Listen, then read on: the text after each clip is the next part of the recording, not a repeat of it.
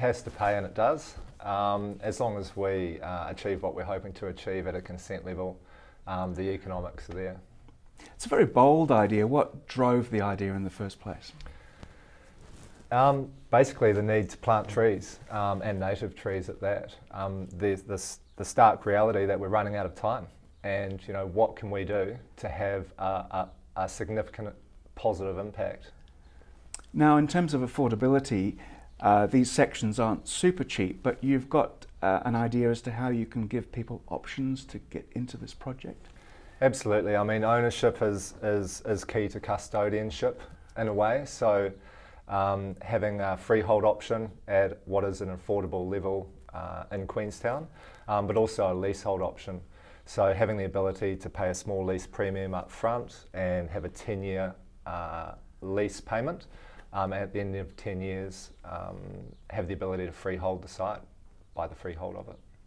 Now, low density, environmentally friendly, low impact on all sorts of things that other developments cause problems with. Is this a model that could be rolled out throughout the rest of the country? In the right circumstances, yes. I mean, it's appropriate here, given the economic drivers that are here and the value that can be extracted that can then be put into the reforestation at the scale we're talking about.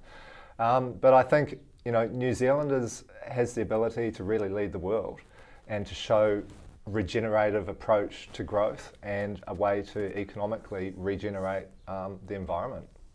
The Resource Management Act is famously complex and in many ways inefficient. Is that going to be an obstacle for you, or are you confident you can push through all of those issues? It ultimately depends on the community, including the council and people who support it. But I think that the fundamentals of the Resource Management Act are right. I mean, they balance the environment with people, with economics. The fundamentals of it, it was actually quite a leading piece of legislation. So if the original principles of it are maintained, the principles of kaitiakitanga, for example, those if those are looked to, then I think when a model like this is put forward, that it can actually be a really positive thing that we've got the Resource Management Act sitting there and the way it is. Obviously, part of the motivation is to influence change in the future, to do things better. Have you spoken to government yet, or is it your strategy to show them first and then talk later?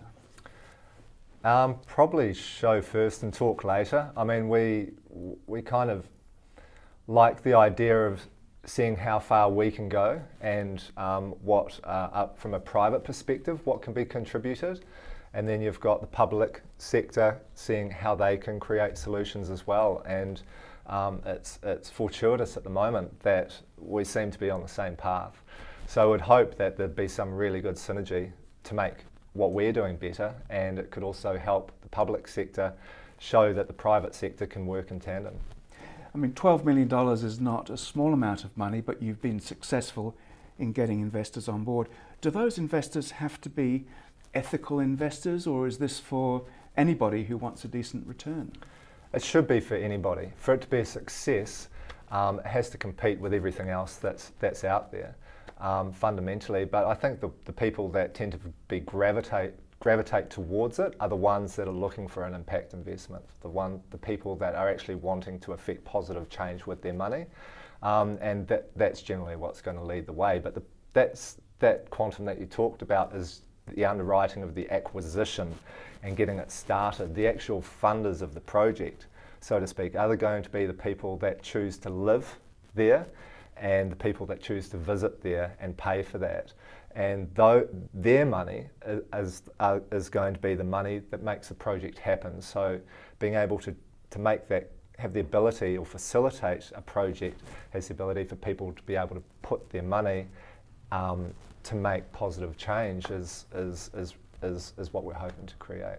Have you been impressed so far at the willingness of local investors to get behind this project?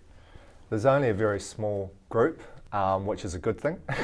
But yes, I mean, it's one of the things that's been a bit of a revelation is the shortage of projects like this, or of scale with economics behind them for people to back.